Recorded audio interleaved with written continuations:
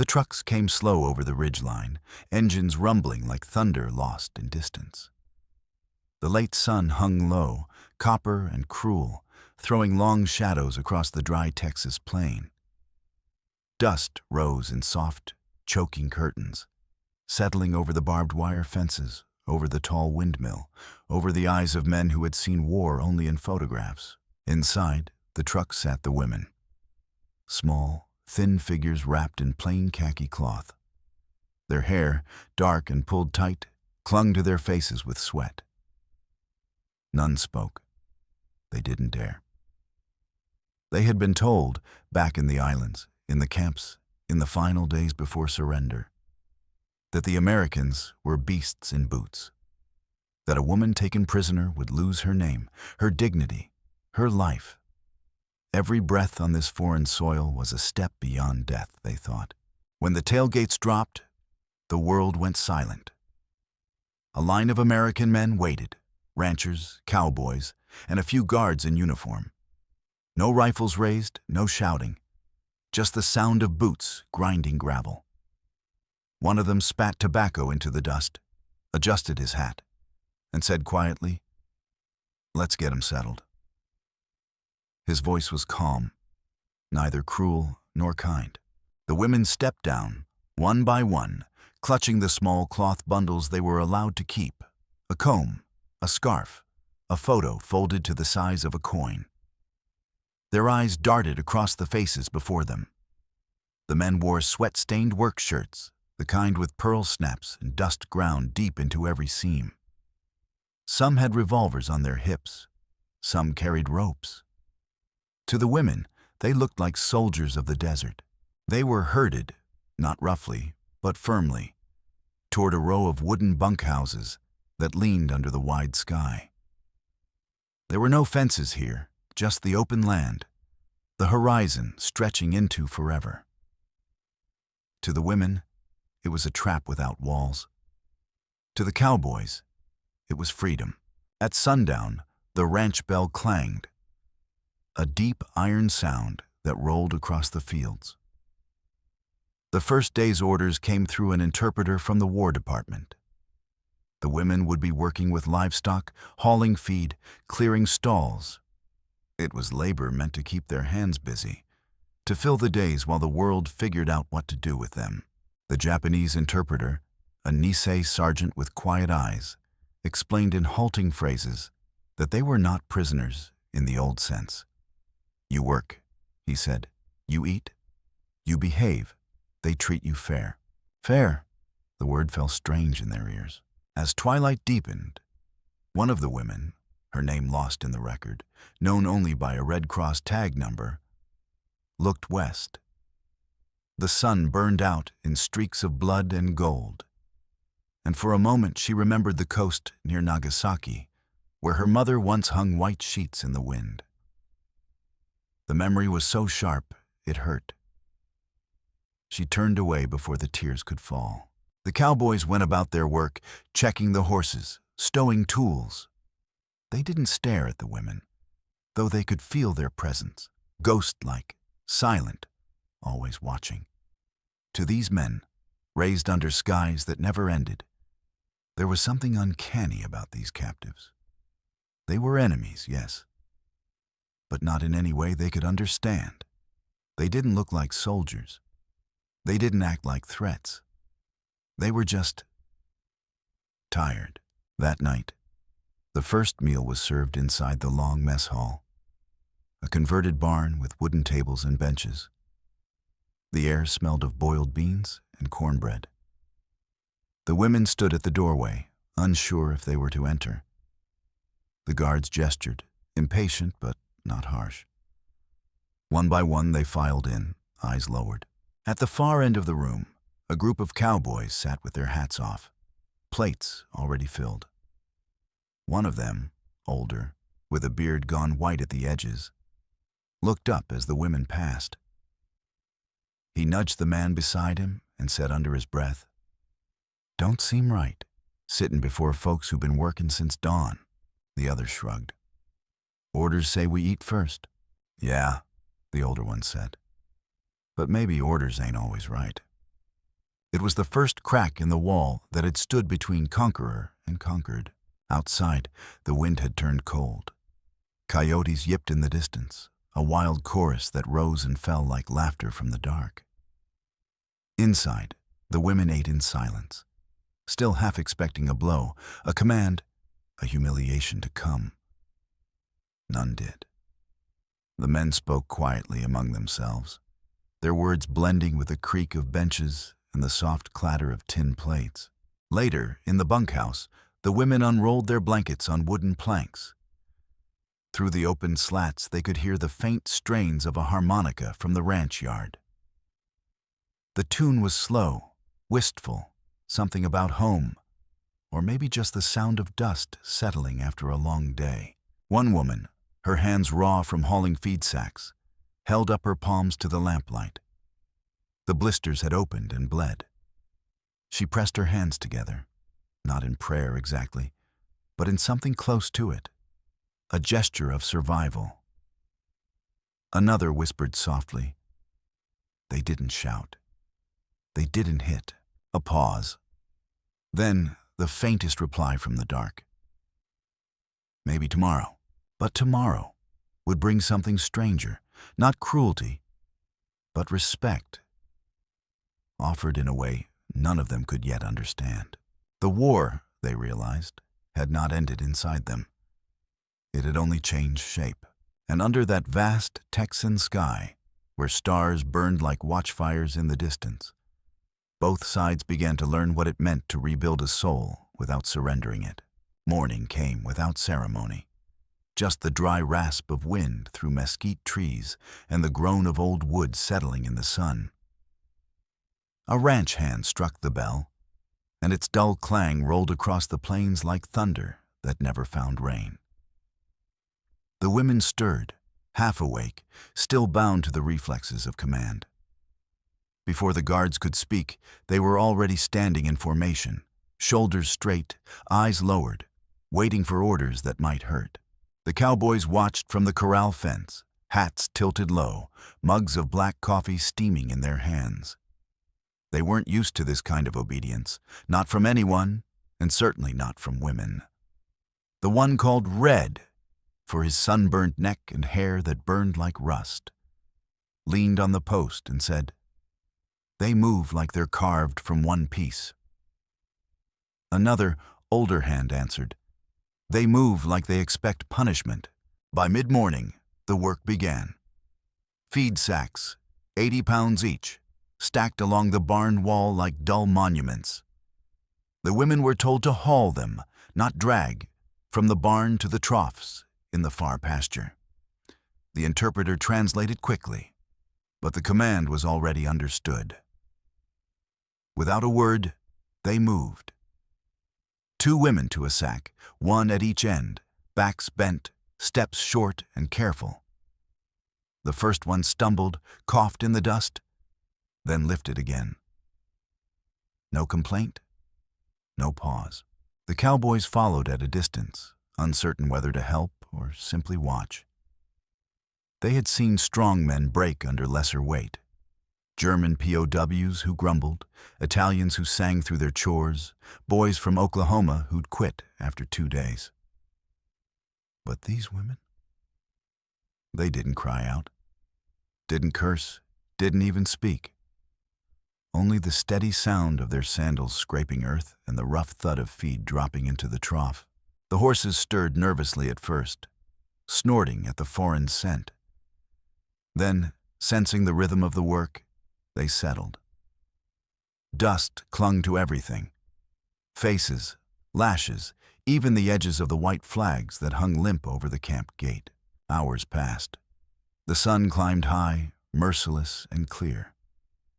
When the women's faces burned red, one of them fainted. The cowboy named Red jumped from the fence, cursed under his breath, and ran to her. He poured a trickle of water from his canteen over her lips.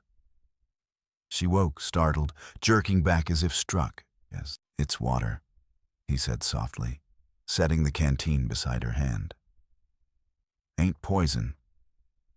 He tried to smile, but she only stared, trembling, eyes wide with a kind of disbelief that went deeper than fear. When she finally drank, she did so in silence, quick, careful sips, as if water itself were a sin. The other women watched, unsure whether this was mercy or mockery. In their old world, kindness from an enemy was the cruelest insult. It implied weakness, defeat, the death of honor.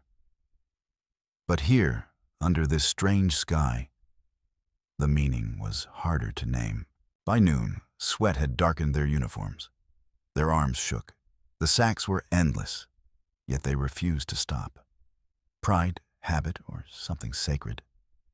None could tell. The cowboys, rough men who'd broken wild horses and buried brothers, began to exchange uneasy glances. One muttered, "They'll kill themselves trying to prove something." Another said, "Maybe that's the only way they know how to live." Finally, a shout broke the heat. "That's enough for today." The voice came from the ranch foreman, a tall man with a limp and a face weathered by both sun and sorrow. He gestured toward the shade by the barn. "Rest now. You done fine." The interpreter repeated it in Japanese. The women hesitated, looking to one another. Rest was permission they had never been given. Slowly, almost reluctantly, they obeyed. They sat in the dirt, backs to the barn wall, hands folded in their laps. The silence was heavy. Not hostile, but uncertain, as if both sides were waiting for something invisible to break. The foreman crouched near them. He didn't speak Japanese, but he didn't need to. He pointed at their blistered palms and said, "You earned your supper, every bit of it." Then he stood and walked away. That evening, when the sun fell low and turned the fields to gold, the mess bell rang again. Inside the hall, the air shimmered with heat and the smell of beans, bread, and coffee. The women entered last, as always, heads bowed, ready to wait. But something was different. The cowboys stood up. Every man rose from his seat and stepped back from the table. The old foreman motioned with his hand. "Let the ladies eat first." The interpreter froze, unsure he'd heard right. "Sir, you mean—" "I mean what I said," the foreman answered. "They've earned it." The words hung in the air like something holy. The women stared, not moving. They thought it might be a trick, some cruel American joke to test obedience. But the men waited, hats off, faces solemn. Finally, one of the women, the same who had fainted that morning, stepped forward. Her hands trembled as she reached for the ladle. The first plate was filled and passed to her. She bowed deeply, though no one had demanded it. The gesture, born from 1,000 years of habit, met the quiet gaze of the cowboys, who only nodded. No cheers, no speeches. Just the sound of spoons against tin, the crackle of lanterns, the murmured grace of a man who prayed without words. Outside, the wind had died. A single coyote called from far away. A thin, lonely sound carried over the grass. In that silence, something invisible shifted. It wasn't forgiveness. It wasn't peace. It was respect. Small, unspoken, but real enough to breathe. And for the first time since capture, the women ate without fear. The next morning broke colder than expected. The kind of cold that clings to your teeth when you breathe. Frost kissed the edge of the troughs and turned the pasture grass brittle beneath their sandals. The women rose before the bell, hands already wrapped in cloth strips torn from old uniforms, ready for work that would grind them down again. But something had shifted. They still stood in lines, still lowered their eyes, still obeyed every instruction like soldiers long defeated. But now, the cowboys, the same men who had watched them with wary distance, tipped their hats, not out of mockery, not obligation, out of something quieter, something that needed no name. One cowboy, a younger man with a limp and a shy smile, held open the barn gate as the women passed. He didn't speak, just nodded. One woman paused a half-second too long and gave the faintest bow of her head in return. That was all. But the old ranch foreman noticed. He always noticed. It wasn't much. But on a battlefield of silence, that nod was a treaty. The day's labor followed the same rhythm. Feed sacks, mucking stalls, brushing the flanks of horses who still snorted at their unfamiliar scent. But the weight of it all felt changed, somehow. Not lighter, never lighter. Just less cruel. In the mid-morning sun, Red, the hot-tempered cowboy with the sunburned neck, watched as one of the older Japanese women struggled to drag a wooden bucket across the paddock. Her hands were too small, too raw. The bucket caught in the ruts. She slipped, fell hard onto one knee. Red didn't hesitate this time. He crossed the yard, squatted beside her, and reached for the bucket. She flinched. He stopped, let go, raised both hands slowly in the air like he was surrendering. Then, slowly, deliberately, he picked up a second empty bucket nearby and dragged it alongside hers, pacing her silently, not touching her, not speaking. When they reached the troughs, he emptied his bucket and walked away. That night, she was the first to be served. None of the men questioned it. The cook, a gruff, half-blind veteran who had fought in the Philippines, gave a low grunt, filled her plate and muttered, "Looks like she earned her seat." The word had spread. They all knew about the bucket. Not because Red told them, but because things like that travel quiet in places where silence matters more than words. Inside the mess hall, the ritual deepened. Women served first. Men waited, hats in hand. Some nights, a man might tip his cup in quiet salute as one of the women walked past. No cheers, no jokes. Just eyes meeting across a room where enemies had learned the shape of effort. For the women, it was disorienting. These gestures, foreign, unscripted, strangely reverent, upended everything they had been taught. The Americans, they'd been told, would defile them, mock them, remind them daily of their failure. Yet here they were, receiving steaming cornbread, strong coffee, and the first scoop of stew. Not as victors, not even as equals, but as workers, as people. Still, they did not trust it, not yet. One night, after dishes were cleared and benches pushed back, the foreman sat outside under the stars, rolling a cigarette with fingers rough as barnwood. The interpreter, Sergeant Kenji Sato, sat beside him. Sato was American-born, Japanese-speaking, and caught forever between two languages that never seemed to say quite what he meant. "You're changing something in them," the foreman said softly. Sato glanced at the bunkhouse windows. Candlelight flickered behind the slats. "They were raised to serve the emperor," Sato said, "and to hate all this, everything here, even themselves." The foreman nodded slowly. "Ain't trying to convert 'em. Just reckon hard work ought to mean something. If they're gonna sweat with us, they ought to eat with us." Sato looked down. "They don't know how to receive kindness. It frightens them more than war." The foreman tapped ash into the dirt. "Then I guess we'll keep frightening 'em." That week, the first laugh came. It was a strange sound. Not musical, not free, but it was real. A horse had sneezed, a great, comical burst of hay and dust, right as one of the younger women passed. It startled her.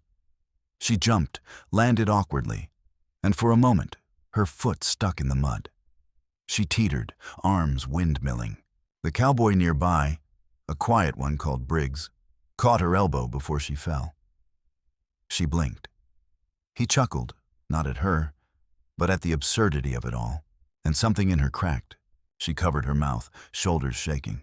A sound slipped out. Brief, sharp, unguarded. Laughter. The other women froze. Briggs stepped back, touched the brim of his hat, and walked away like nothing had happened. The woman turned quickly, ashamed. But the moment could not be taken back. It echoed. That night, the other women looked at her differently. Not accusing, not scolding, just differently. The next evening, as they were being served, that same woman gestured, not with command, but with gentleness, for one of the older men to take a cup of coffee before her. He refused. "You first, miss," he said, like he would to any woman in town. She bowed. It was not the imperial bow of submission. It was the first bow of respect, and it was returned.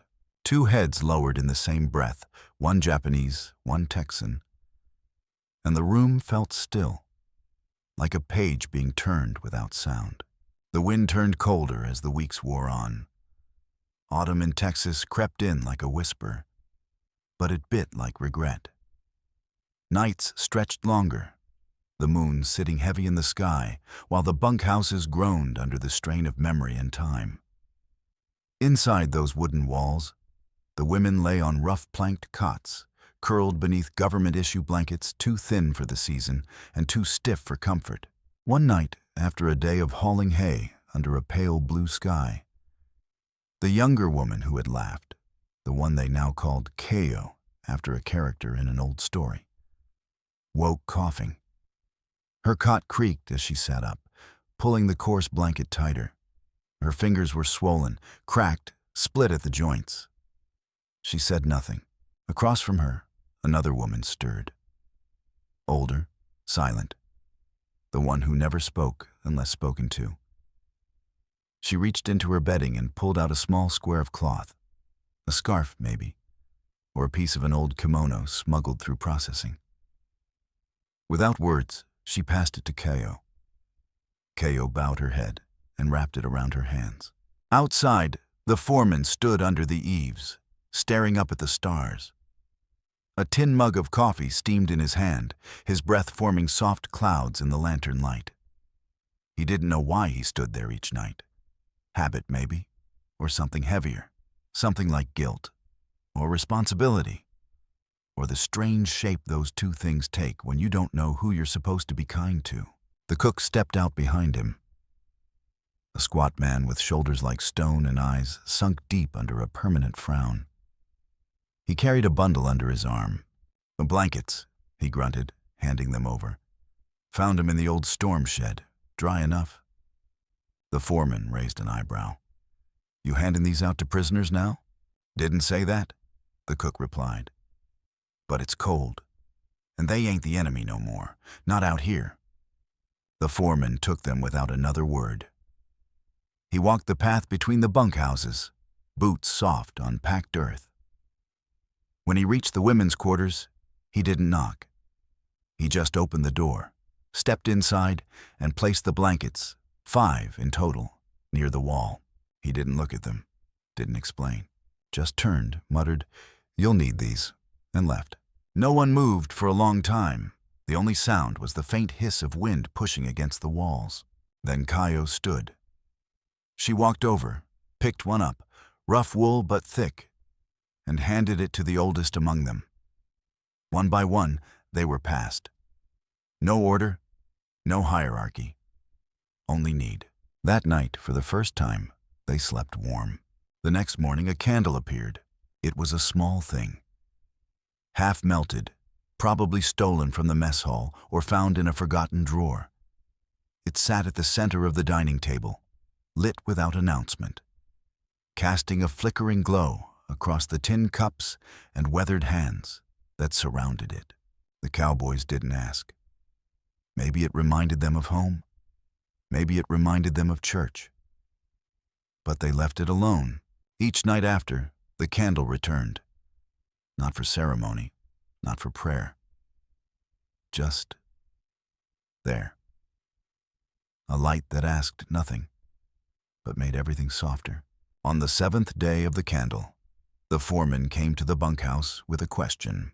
He stepped into the doorway, hat in hand, and cleared his throat. "Ladies," he said, "I need 2 volunteers." The interpreter translated, though the tone said more than the words. The women looked at one another. Then one stepped forward, then another. No fear now, just curiosity. They followed the foreman across the yard, through the small gate by the barn, and into the tack room where saddles and bridles hung like relics on the wall. The air smelled of leather and oil. He pointed to a corner where brushes and cloth sat in a bucket. "Horses need care," he said, "not just feedin'. Groomin', cleanin', gentle work. I figured some of you might take to it." He didn't add why, but they understood. The work was trust, and trust in war is rarer than water in dust. The women bowed. That afternoon, the sound of hoofbeats blended with laughter, not loud, but real, as the women brushed the horses, their fingers running through manes like they were combing memories into something soft again. A boy from town passed the fence and asked, "Pa, are they still prisoners?" The old man beside him replied, "No, son, not when they're helping care for God's creatures." The next dinner brought a new ritual. After the women were served, after the plates were filled, and before the first bite was taken, one of the cowboys stood. He raised his cup. "To the hardest workers on this ranch," he said. No one clapped, but heads nodded. Even the women, hesitant, unsure, looked up. The cup was raised, and in that moment, respect wasn't spoken in language or salute or flag.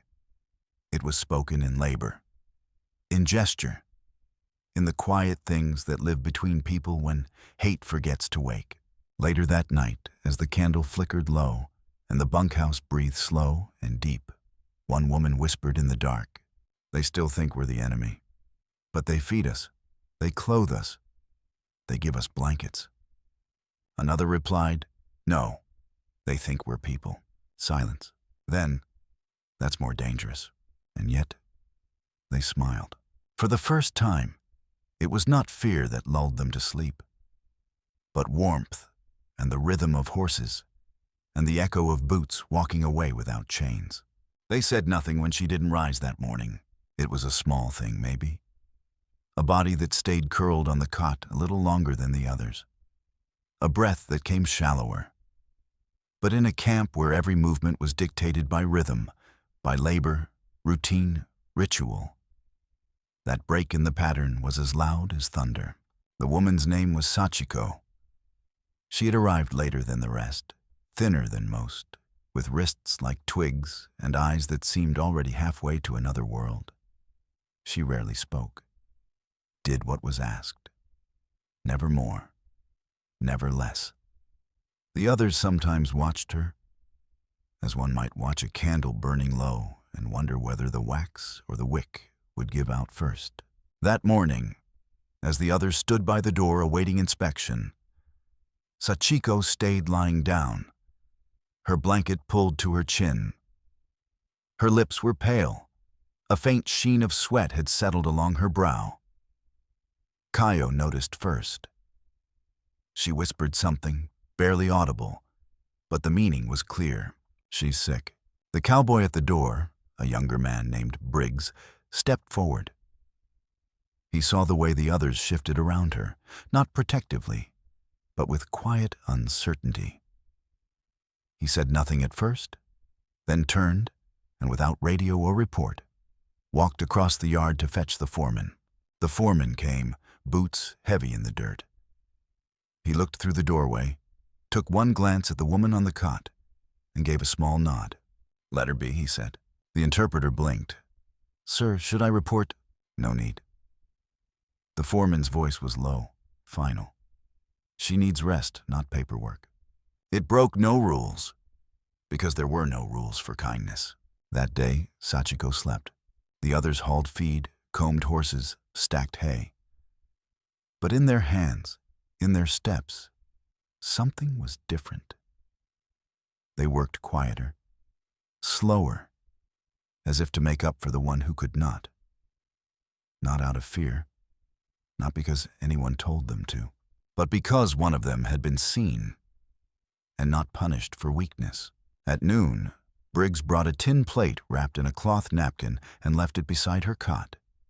He didn't speak, just set it there gently, the way one might lay down a flower at a grave.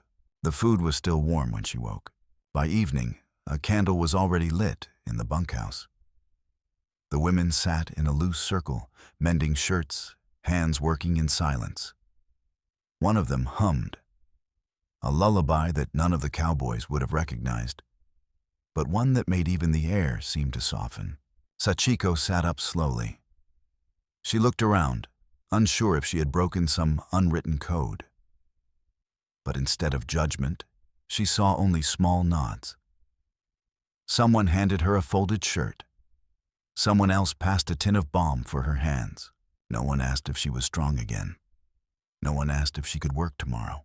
They had learned something too, that mercy doesn't have to be explained. Later that week, after dinner, something changed in the Cowboys as well. It began with a stool, one of the older men, his name lost in the logs, but remembered by the women as the one with the limp, dragged a wooden stool into the barn and placed it near the corner where the women watered the horses. He didn't speak, just pointed to it when he saw one of them swaying on her feet. She sat, hesitant, but she sat. The next day, another stool appeared. By the third, no one asked who had placed it. The horses, too, seemed to understand. Animals have a way of reading grief in people.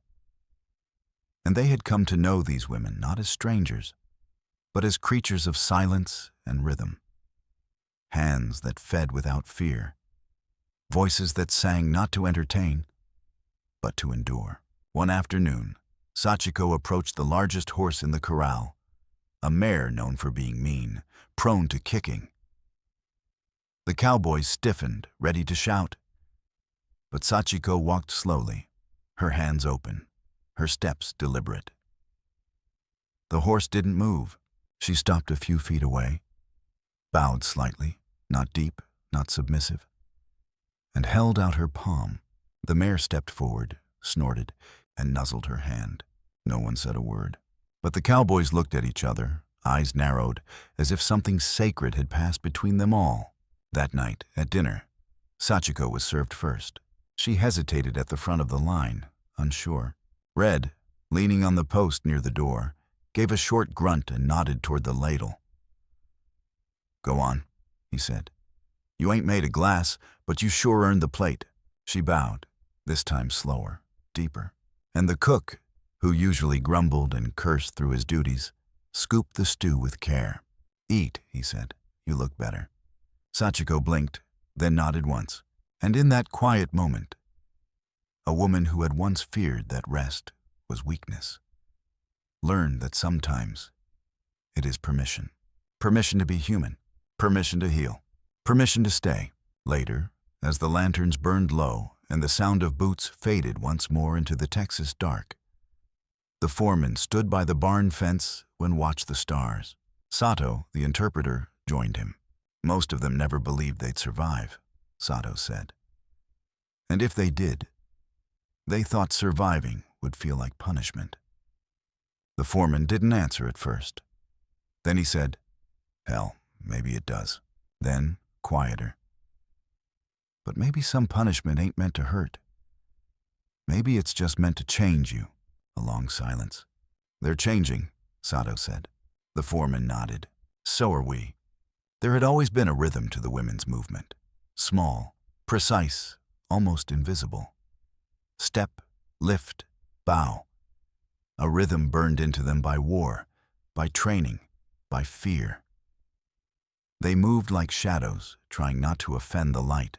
For weeks, they had counted their steps, not aloud, but in their minds. It was how you kept control when the rest of your world had been taken. You counted so you wouldn't fall apart. You counted to remind yourself that you still belonged to something, even if it was only discipline. But then came the day they forgot to count. It started with music, not much. Just a battered radio crackling from the barn. the kind with a bent antenna and a voice that faded in and out with the wind. A cowboy had tuned it to a station out of Amarillo. Country swing, dusty and warm, played low beneath the murmur of chores. At first, the women ignored it, but by noon, their steps had changed. Not big, not obvious. Just a little looser, a little slower. Their heads lifted slightly. One tapped her fingers against her thigh in time with the beat, not to draw attention, just to feel something familiar that didn't belong to the Empire or the Army or the war. Briggs noticed. He didn't say a word, just turned the volume up half a notch. A fiddle slid across the air like a warm hand, and something broke open. That afternoon, as they carried buckets toward the far paddock, Kao suddenly stopped. She set down the pail, rolled her shoulder, and turned toward the others. "You remember dancing?" she asked softly in Japanese. One of the older women blinked. "No," she said, "only parades." But Kao smiled, tired, a little crooked, and took one slow, deliberate step in a circle. Not graceful, not rehearsed, just human. And the others? They laughed, not loudly, not carelessly. But the sound was real, and the sound mattered. That night, the women didn't stand in line waiting to be called for dinner. They waited beside the mess hall door, chatting in low voices, watching the sun slip behind the windmill. When the cowboy with the limp came by, tipping his hat and holding the door open, Kao nodded and walked in. Not bowed, just upright. It wasn't defiance, it was arrival. The cowboys watched. The old cook grunted again, but no one protested. Sato, watching from the corner, whispered to the foreman, "They're walking like they belong here." The foreman said nothing, just chewed his tobacco a little slower, like something inside him was turning over too. The change wasn't loud. There were no grand gestures, no speeches. It was in the way they sat with their backs straighter, the way their hands stopped trembling when they reached for plates, the way one of them, the quiet woman who used to avoid eye contact, now offered coffee to the cowboy who tended the fence.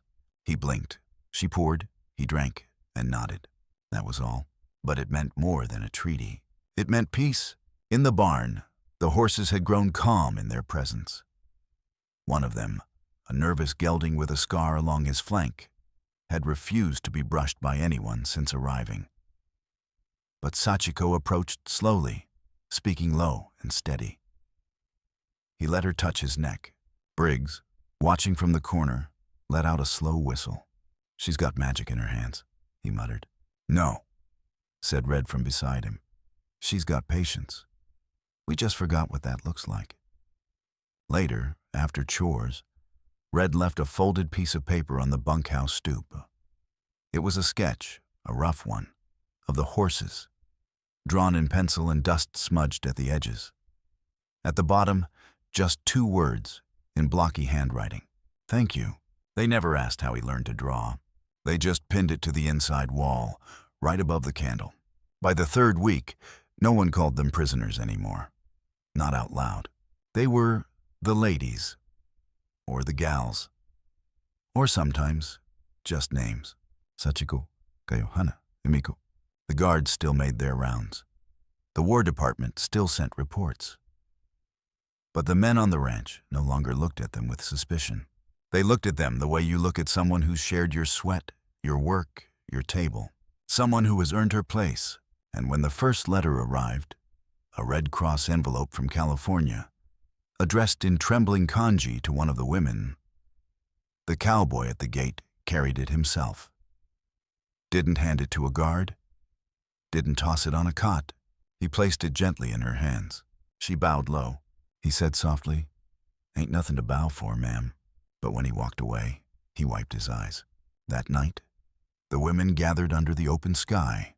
It wasn't a ceremony, just a pause in the day. They sat in a circle on the grass, their backs warmed by the last of the sun, their hands resting on their knees. They didn't speak of home. They didn't speak of loss. They just sat, and above them, The stars blinked through the dusk like signals from another life, a life that no longer felt unreachable.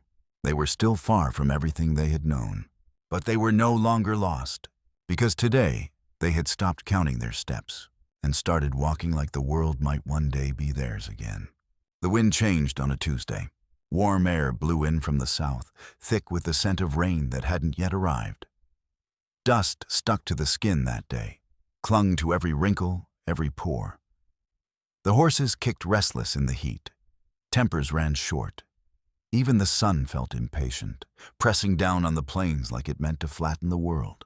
That was the day they brought the soap, not the thin, gritty bars they'd been using in the bunkhouse. Those brown issue chunks stamped with faded military lettering. No, this was something different, wrapped in waxed paper, tucked inside a Red Cross parcel meant for some camp farther east, but diverted, maybe by mistake, maybe not, came 3 boxes of American soap. White, heavy, clean-smelling in a way that had nothing to do with perfume and everything to do with memory. The foreman found them in the supply shed, cracked the lid, and stared. He didn't say anything, just whistled low and handed one to Briggs. "Think they know what this means?" Briggs asked. "Reckon they do," the foreman muttered. "But it ain't about the soap." The next morning, a wooden enclosure was built beside the barn, 4 walls shoulder high, canvas draped across one side. A wash station, makeshift but private. 2 buckets of warm water, a towel, and 3 unopened bars of soap sat waiting. The women were told, gently through Sato, that this was for them. No guards would be posted nearby. No one would watch. They didn't believe it. Not at first. Not because it wasn't kind, but because it was. Kindness still unsettled them more than cruelty. Kindness was dangerous. Kindness meant lowering your guard. And they had learned, deeply, painfully, that lowering your guard was how you died. Not always in body. Sometimes in shame. Kayo stood first. She walked slowly toward the canvas structure, back straight, hands trembling. The others watched. Every step felt like walking into a test they had not been trained to pass. At the edge of the enclosure, she paused, looked back. Briggs stood far off, arms crossed, not watching her. Watching the sky. She stepped inside. 10 minutes passed, then 15. No sounds, no splashing, no speaking. Then, a single, sharp breath. Not sobbing. Just a breath, drawn too fast like a weight had come loose inside her. When she stepped out, her hair was wet. Her cheeks were pink. And in her hands, she held the soap like it was something holy. The other women stared. And then, as if pulled by the same quiet thread, they rose, one by one. By midday, each of them had gone in. No one spoke afterward. But something had shifted in their movements. Lighter, not from rest, but from dignity. They didn't smile. That would come later, but their shoulders straightened. That afternoon, while grooming the horses, Sachiko stopped and turned to Briggs. She reached into her pocket and held something out. It was the soap. He looked confused. "No," she said gently in English. "You keep." Then, placing it on a nearby saddle, she added, "You give to next woman." Briggs blinked, then nodded, then said, "Yes, ma'am." He told no one. But when he returned to the bunkhouse later, he stood for a long time outside the door, staring at the light inside. And for the first time in weeks, he remembered his sister, gone now, died in 42, and how she used to hum while brushing her hair. He wiped his eyes before going in. That evening, after dinner, the Cowboys didn't sit at their usual table. Instead, a few stood along the fence outside the mess hall, watching the sunset. The women emerged one by one, each with damp hair wrapped in towels, smelling faintly of soap and warm wood. They passed the Cowboys in silence. No one bowed. No one saluted. No one looked away. But one woman, the one they called Emiko, youngest of the group, paused. She held out a small square of cloth, a handkerchief embroidered in red thread. She offered it to Red, who looked stunned. "I cannot sew you boots," she said, her accent thick but careful. "But I sew strong." Red took it like it was glass. "Thank you, miss," he mumbled. "It's mighty fine." She bowed and walked on. Behind her, Red stared at the cloth for a long time before folding it slowly and sliding it into his vest pocket. He would carry it the rest of his life. That night, inside the bunkhouse, the women did something they had not done since their capture. They sang. It began as a hum, soft, uncertain, and then turned into a thread of melody passed from cot to cot, voice to voice. A song of mountains, of rivers, of plum blossoms and spring. A song not of war, but of home. And outside, the cowboys stood still beneath the stars, listening, not intruding, not interrupting, just listening. The foreman removed his hat. Sato beside him whispered, "They're not singing for us." "No," the foreman said. "They're singing because they remember who they are." The candle flickered in the bunkhouse window. No guards, no orders, just light and soap and silence where once there would have been fear. Then came the wind, not just a breeze, but a shifting, a pulling. The kind of prairie wind that bends fence posts and whispers through door cracks with stories from elsewhere. On its back, it carried dust, the scent of cedar, and news. The Red Cross Jeep arrived just after noon. Its tires kicked up little cyclones in the yard as it rolled past the gate without fanfare. The driver was young, sunburned, and quiet. He wore civilian clothes, but he moved like someone who had seen too much and promised himself to speak little of it. In his hand, a bundle. Envelopes, folded, sealed, trembling slightly in the wind. He stepped out, tipped his cap to the nearest cowboy, and said, "Mail for the Japanese girls. From home." No one moved. Home. That word still meant something. And nothing. At once. The cowboys gathered at a distance as the interpreter Sato took the bundle gently and began reading the names. Slowly, respectfully. One by one, women stepped forward, hands shaking, eyes not quite meeting his. Sachiko, Emiko, Kayohana. Each name called was a bell rung somewhere far away. The women held the envelopes like porcelain. Some traced the edges. Others pressed them to their chests. One woman, too stunned to walk, simply wept where she stood. The mail had taken months to arrive. Some letters were written a year ago, some by family now gone. But they had come, and with them, the past. That night, the bunkhouse glowed with something different.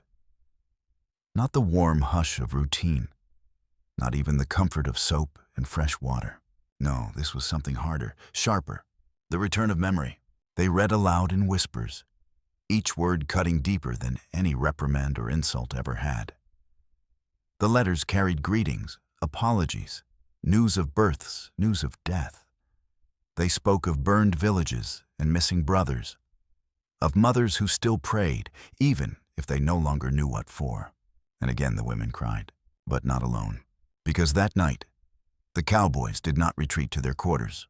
They stood outside in the dark, not listening in, not intruding, just present, like silent guards of something sacred. A few held lanterns to light the windows, even though no one had asked. One man left a canteen of warm coffee on the stoop.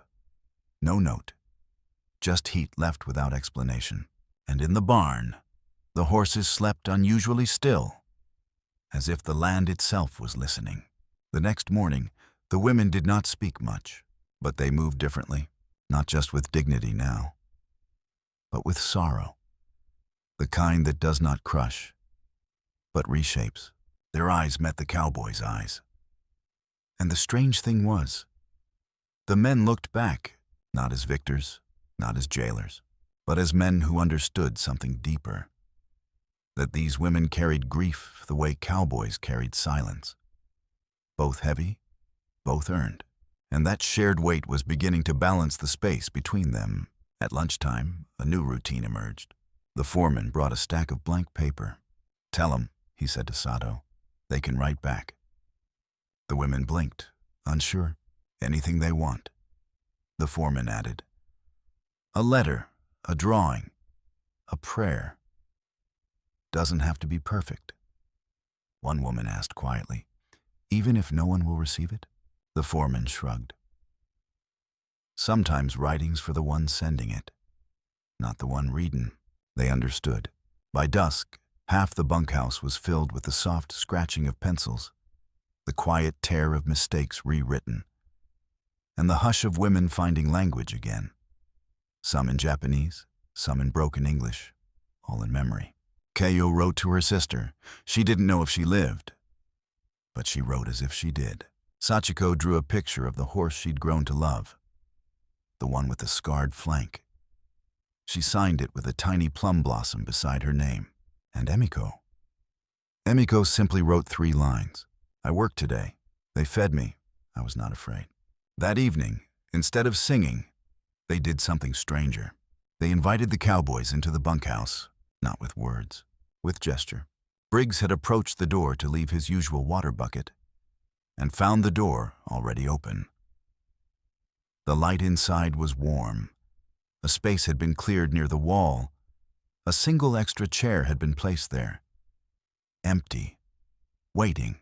He stepped in, followed by Red, then the foreman, then 2 more. They said nothing, just sat. And for the first time, Americans and Japanese sat together, in silence, in a room built by war, but now echoing with the strange, soft noise of peace beginning. Not treaties, not forgiveness, just proximity. And that was enough. Outside, the wind quieted, the stars blinked, and in that room, letters folded carefully in hands still calloused by labor. The past and present sat side by side. Not as enemies, but as people who had carried too much alone. For too long. It came without warning. The telegram arrived folded in thirds, edges worn, its ink smeared by sweat or rain. No one could tell which. The driver handed it off like it burned his fingers. It bore the seal of the War Department and 5 words scrawled in pencil at the bottom. "Ceasefire. Immediate. Japan has surrendered." The camp didn't erupt. There were no cheers, no hats thrown in the air.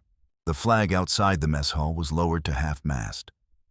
Not out of mourning, not exactly, but out of recognition of something larger than any one man or woman or nation. The war had ended. But what lingered here, on this land stitched with hoofprints and hand-dug post holes, was something else entirely. The cowboys gathered slowly around the flagpole, hats off, heads bowed. Sato stood off to the side, unreadable, lips tight. The women stood at a distance, silent, unmoving, back straight. None of them wept. None of them spoke. The surrender was a rupture they had imagined many times. In dreams, in fear, in impossible hope. Yet now that it had come, it did not feel like relief. It felt like standing on a shoreline after a flood, unsure whether the water was truly gone, or only waiting. That evening, dinner was quiet. Even the horses seemed still, as if sensing something sacred had passed between the hours. The women were served first, as they always had been. But this time, no one ate right away. The room felt suspended, like breath held too long. Red lifted his coffee, said nothing, just held it in the air, then drank. Across the table, Sachiko folded her napkin with care and placed it beside her plate. She stood and bowed, deeper than she ever had. Her voice was quiet but strong. "You have treated us better than we were told was possible." She paused, then looked up. "We are not your prisoners. We are your debt." The room held still. Then Briggs stood, scratched his chin, said softly, No, ma'am. You hauled feed. You worked hard. You walked proud. Ain't nobody here owes nobody nothing anymore. No one clapped, but no one looked away either. The next morning, orders came down. The women were to be transported east, first by train, then eventually by ship. Repatriation, they called it. A return home. Papers were signed, inventories checked, bundles packed, but no one hurried. Time moved like honey those final days. The horses seemed harder to manage, as if they too knew a parting was near. The women worked slowly, not with laziness, but with reverence. Every task was done as though it might be the last. The last trough scrubbed, the last saddle oiled, the last braid of rope coiled just so. And the cowboys? They didn't speak of the coming goodbye. But they lingered longer near the bunkhouse, sat closer at meals, offered seconds without being asked. One evening, Red appeared at the door with something wrapped in brown paper. "For the road," he muttered. Inside was a pair of soft leather gloves, stitched small, made for a woman's hands. Emiko pressed them to her chest, said nothing. But her eyes shimmered like glass held near firelight. On their final night, the women lit the candle themselves. It sat in the center of the bunkhouse table, surrounded by folded towels, drawn pictures, and the letters they had never sent, tied now with string, ready to leave behind or carry home. Sachiko sang, this time not a lullaby, a song of parting, a folk tune, soft and slow, about rivers that carry boats in silence and mountains that remember footsteps long after they are gone. One by one, the cowboys approached the doorway. They didn't step in. They just stood and listened. And when the final note faded, Red took off his hat and whispered, "Godspeed, ladies." That was all. It was enough. In the morning, the truck returned. Same dusty wheels, same canvas tarp. But this time, the women didn't tremble as they climbed aboard. They carried with them blankets, letters, soap, and, for a few, the memory of a horse's breath on their palm. The cowboys lined the fence. No salutes, no speeches, just nods, and a few rough hands held high in farewell. As the truck pulled away, Kaio looked back once. She didn't wave. She smiled. And that smile, that quiet, knowing smile, held more than victory, more than survival. It held grace, because what they were leaving wasn't just a camp. It was proof that even in war's shadow, honor could take new shape. And even among those called enemies, there were men who waited for women to finish eating, because they had earned it. Years passed like wind through tall grass, quiet, steady, unannounced. The war faded, as all wars do, not in books or headlines, but in the hearts of those who carried its weight. Some buried it. Some tried to forget. Others folded it carefully and tucked it into the corners of their lives like old photographs. Too sacred to destroy, too painful to keep near. The ranch out in Texas changed little. The windmill still turned. The barns still groaned in the heat. New men worked the fields. But a few who had stood at the fence that final morning remained. Their backs were slower now, their hands more gnarled. But their eyes still scanned the horizon like it might bring something back. And one day, without telegram, without warning, something did. It came in a small envelope. Foreign stamps, a return address written in brushstroke hiragana. Inside, a photograph, 6 women, now older, standing in a garden lined with cherry blossoms, dressed plainly, smiling, though not broadly, just enough. In their hands, folded like a flag, was a square of cloth, a handkerchief, red thread at the edge, still intact after all those years. On the back of the photo, only a sentence. We remember the candle, the soap, and the silence. Red found it on the foreman's desk, tucked beneath old bills and tractor forms. He didn't speak for a long time, just stared. ran his fingers over the photo's edge like it might melt from too much looking. Later that evening, he placed the photo in the mess hall, right above the stove, beside the faded payroll ledger from '44. Briggs added a note beneath it. 4 words, written in pencil. They came, they left. And then, after a pause, but they were here, 20 years after the last truck rolled away. The bunkhouse still stood, weather-beaten, leaning hard against time, but still standing. And inside, though the beds were gone and the windows cracked, the faint outline of a candle's soot still marked the beam above the center table. And sometimes, when the wind was just right, and the sky burned gold before dusk, one might hear a whisper of laughter, soft, uncertain, as if memory itself walked those grounds barefoot. In 1972, the ranch received another letter. Handwritten, careful, polite. It said that one of the former Japanese internees, Miss Emiko Takahashi, would be visiting the United States. She was traveling to California to see her granddaughter's university. She wondered, humbly, if the ranch still existed, and if it might be visited just once more. The foreman, now long retired but still living in a house nearby, opened the letter himself. He held it in both hands as if it were brittle. He called Briggs. He called Red. He called the cook's son, who now ran the mess. No speeches, no ceremony, just a question. "You reckon we still got coffee?" She arrived in spring, wore a blue coat, hair silver, walked slowly, but her steps were her own. She didn't ask for a guide, just stood at the edge of the yard, beneath the same windmill that had once turned above her when she was 19 and silent and afraid. The men came out one by one, older now. No longer cowboys, but men who remembered what it meant to carry water to women they once called enemies. No one reached for a handshake. Instead, Red stepped forward and bowed, not deeply, not exaggerated, but honestly. It was returned, with a bow so full of memory that it felt like thunder under the skin. Then she said in slow, practiced English, "I still have the gloves. I still smell the barn dust when it rains."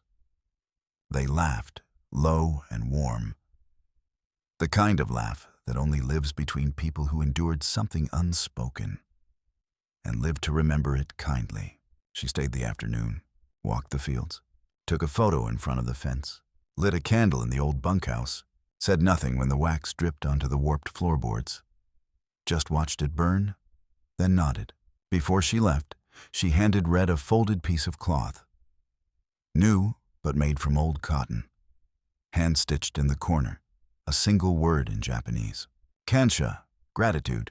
Red held it to his chest. Didn't speak. Didn't need to. They never saw her again. But they told the story. Not to everyone. Not for fame. Not for pity. They told it to sons. To daughters. To those who thought kindness was weakness, or that enemies must remain enemies forever. They told it like a lesson whispered over firewood and fence posts, that once, during a war meant to break people, a group of women hauled feed all day in the Texas sun, blistered and tired and far from home. And when dinner came, the Cowboys said, "They've earned it." They were served first, and no one ever had to explain why.